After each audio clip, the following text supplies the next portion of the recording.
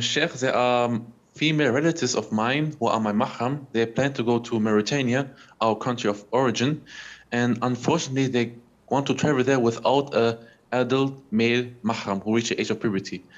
And I try to explain that it's not permissible, but one of my female relatives tried to justify it by using the hadith where Rasulullah sallallahu alaihi wasallam said, it is not permissible for a woman who believes in Allah and the last day to travel for 1 day and night except with a mahram.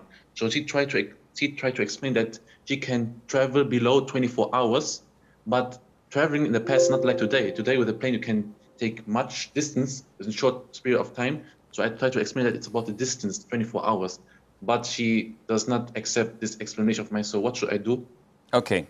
First of all, Sidi, it is an issue of dispute among scholars when it comes in regards of traveling. The vast majority of schools of thought say that it's prohibited according to the hadith, and small amount of scholars say that it is prohibited except for Hajj. And they give their explanations. But for general travel, the vast majority of them say it's prohibited. Why? Because there is a hadith. They counter that by saying there are other hadiths which state that it is not permissible for a woman that believes in Allah and the Day of Judgment to travel the distance of 3 days and the distance of a male, that is M-A-I-L, that it takes masafat barid. And some say that in another hadith, the distance of a day and a night. So she or they, as your relative argues, is a clear evidence that as long as it's within this time frame, it is permissible.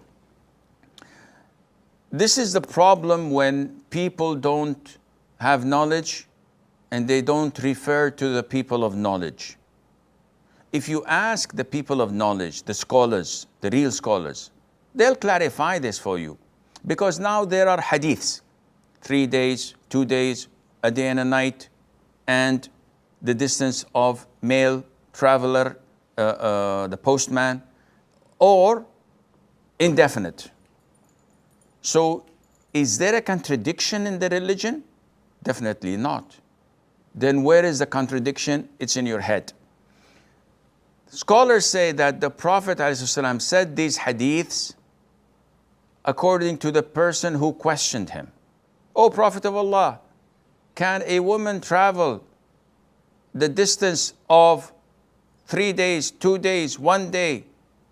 And he would say, it is not permissible for a woman who believes in Allah and the Day of Judgment to travel the distance of 3 days, according to your question. 2 days, according to your question. 1 day, according to your question. But then he said, and it's an authentic hadith without any shred of doubt, it is not permissible for a woman who believes in Allah and the Day of Judgment to travel without a male mahram. So the word to travel is am, it's general. There's nothing to specify it. There's nothing to limit it. So any type of travel, and the Arabs know that travel means to go out of the boundaries and the borders of your own city. But within the city, this is commuting. This is not traveling. You can go from point A to point Z in your own city without a male mahram, on your own, maybe driving your own car.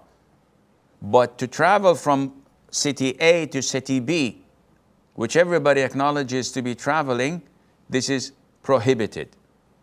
Because then, if you want to use your relative's logic, there is no restriction for a woman to travel anywhere on this planet, because no area would take more than 3 days to travel by plane, or 2 days maybe, or even 1 day. Some people can go around the world in 24 hours. So does this mean that a woman can just pack her bags and go to the Maldives? Of course not. It is not permissible for them to travel without a male mahram, and this is the teaching of the Prophet ﷺ, and Allah knows best.